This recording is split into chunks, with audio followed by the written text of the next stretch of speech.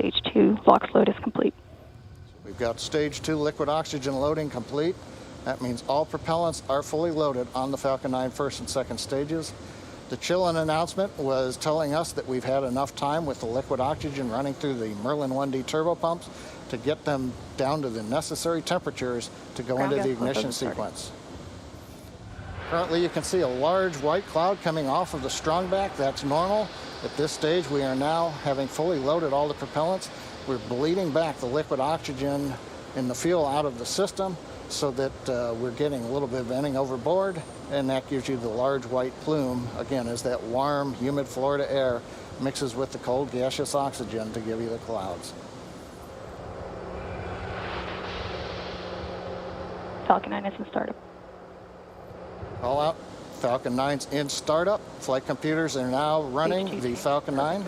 We're pressurizing the stages for flight, and we're waiting for the final go. LD, go for launch. With that, the SpaceX launch director has confirmed we're go for launch. So as we come up on T-minus 30 seconds, let's listen to the final countdown and watch as Falcon 9 takes our Starlink satellites and Black Sky satellites to orbit.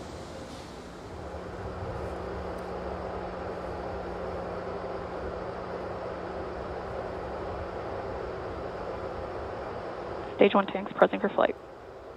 T-minus 15 seconds. 10, 9, 8, 7, 6, 5, 4, 3, 2, 1, 0. Ignition. And liftoff.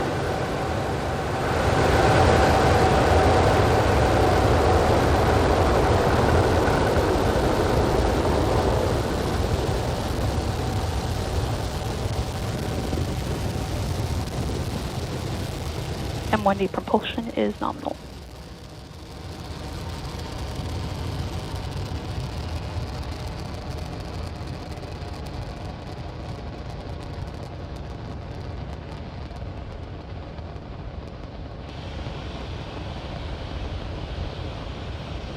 T plus 40 seconds since the launch of Falcon 9. Propulsion is confirmed. Merlin's look nominal. Power and telemetry are confirmed nominal from the avionics engineer. We're throttling down right now on the Merlin 1D engines. Preparing for supersonic and max Q. Mach 1. Got the call out for Mach 1. We have throttled the Merlins back up to full power. Next event will be maximum dynamic pressure. And there we are. We're going through the thickest portion of the atmosphere at the highest speeds. Now as we continue to accelerate Falcon 9, the air density gets thinner and the loads on the vehicle decrease. A minute 30 seconds, trajectory continues to look good.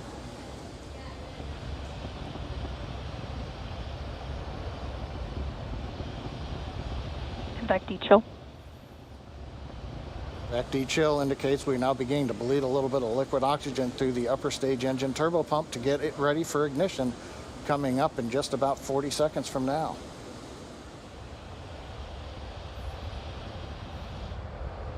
Nice view from the ground camera looking up the long plume coming out of the 9 Merlin 1D engines. Now, major event coming up will be main engine cutoff coming up at just after 2.5 minutes, called MECO. We shut off all the 9 engines. We'll separate the first stage from the second stage, and we will ignite the second stage engine called SES-1, the second stage engine start number 1.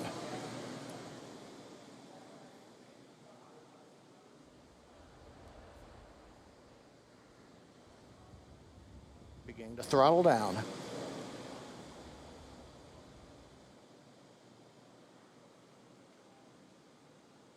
MECO. Stage separation confirmed.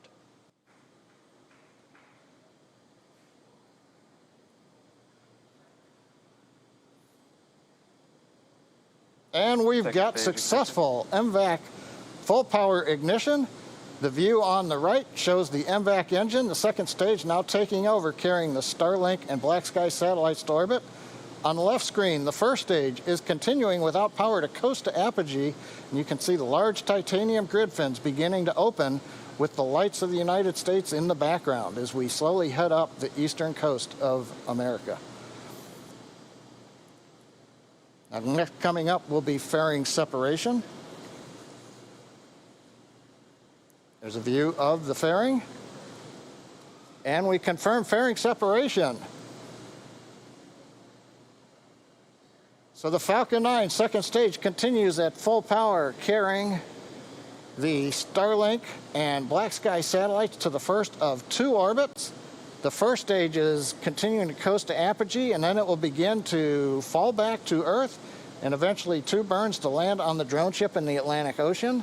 The trajectory right now continues to look right down the middle. Everything's looking good on Falcon 9. So as we come up on 4 minutes, we will remind you that we are attempting to catch and recover both fairing halves, now that they've separated, on our recovery vessels Ms. Tree and Ms. Chief. If we make a successful catch, we'll try to bring you these views live. Otherwise, check our social media accounts for updates. Right now, 4 minutes, 20 seconds of the mission. All is going well. While Stage 2 is doing its job there on the right, Stage 1 is headed back home to Earth. Can't quite see it on the video on the left, but it is doing that, and it will do this by executing a series of 2 burns. The first burn is the entry burn, where 3 of the 9 M1D engines will light up and slow the stage down as it re-enters the upper part of the Earth's atmosphere. The second burn is the landing burn, and this is a single engine burn that brings the vehicle's speed down rapidly in order to land on the drone ship. You can see on your screen that the second stage MVAC is still glowing and in the middle of its burn there, carrying our satellites to orbit.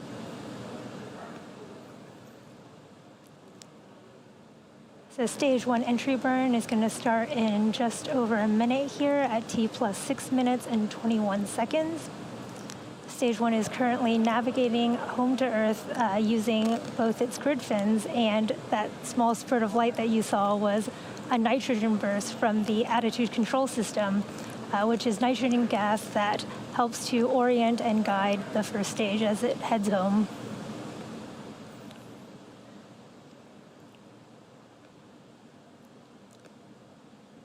There are 4 grid fins and 4 attitude control thrusters on the inner stage of the rocket.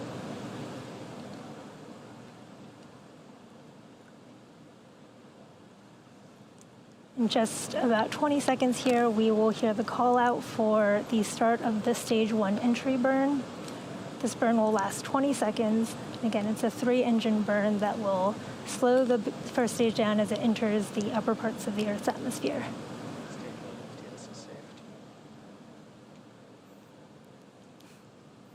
Stage 1 entry burn startup. Heard confirmation of the Stage 1 entry burn startup. You can see those backlit grid fins with those 3 engines burning there. Again, this burn lasts 20 seconds.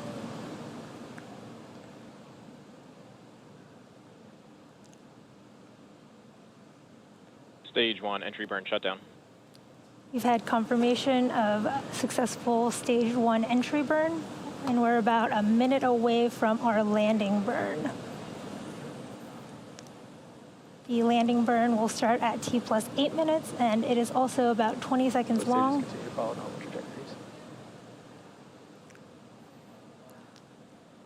The landing burn should bring us to our drone ship. Of course, I still love you in the Atlantic Ocean.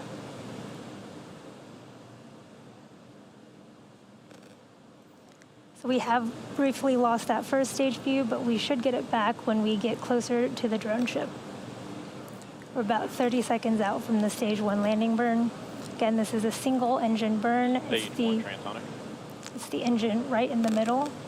Stage 1 is transonic right now.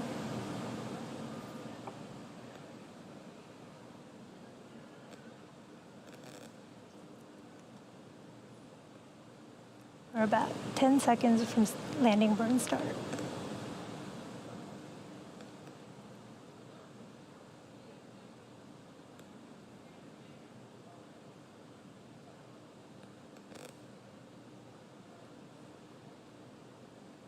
Stage 1 landing burn. Heard the call out for the start of stage 1 landing burn. You can see the clouds sort of lighting up there. Starting internal guidance. Stage 1 landing leg deploy.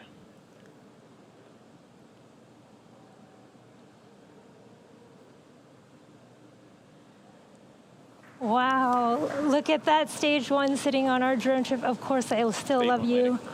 That was a beautiful view of the stage 1 as it came down there, lighting the clouds up. And in just about 10 seconds here, we'll have second engine cut off there right on your screen.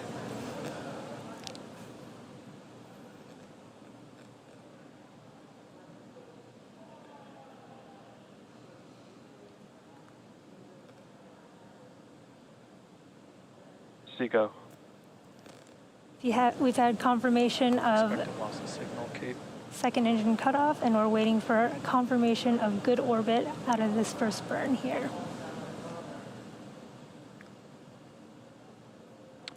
Nominal parking orbit insertion. We're in a nominal orbit, and now we're about to enter a coast phase.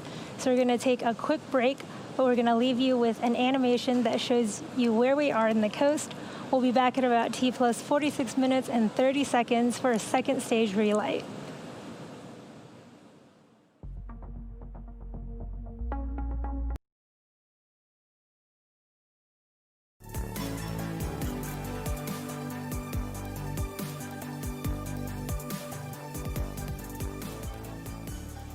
Hello, welcome back again to the webcast for Starlink 9. Just before we went on break, we saw the successful deployment of the 2 Black Sky satellites, which were ride-sharing with Starlink. The mission manager has confirmed that Black Sky has successfully acquired signal from both Global 7 and Global 8. Acquisition of signal, Vandenberg. We are less than a minute away from the deployment of our 57 Starlink satellites. You can see them appearing on and off on your screen here as we get signal from our ground stations. Deployment for these satellites will start at about T plus 1 hour, 33 minutes, and 8 seconds.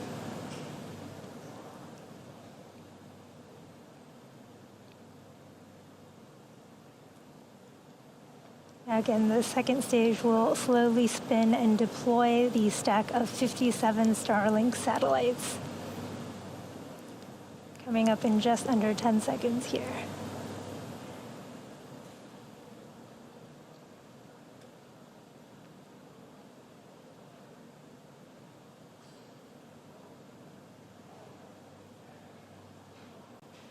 Starlink tension rod separation confirmed.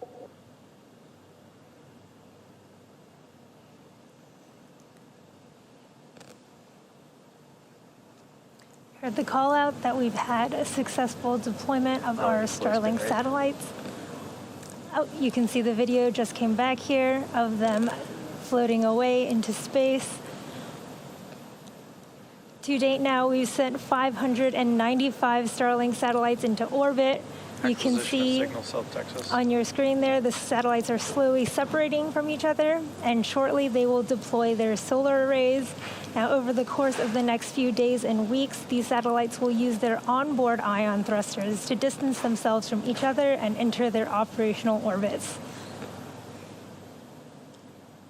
Well, that brings our webcast to a close, and what a week it's been here at SpaceX. Just 4 days ago, we saw Crew Demo 2 successfully return home with NASA astronauts Doug Hurley and Bob Behnken. On Tuesday, Starship took flight at our South Texas location, and now we've capped it off with our 10th successful Starlink mission to date. As we watch the Starlinks drifting away, getting ready for their weekend, we'd like to thank you, our customer, Spaceflight, the Federal Aviation Administration for licensing the launch, and the 45th Space Wing and NASA Kennedy Space Center for their range support today. Now, if you're interested in future updates about Starlink launches, as well as general updates about future service availability, head over to starlink.com and sign up. As always, thank you for joining us today, and we'll see you next launch.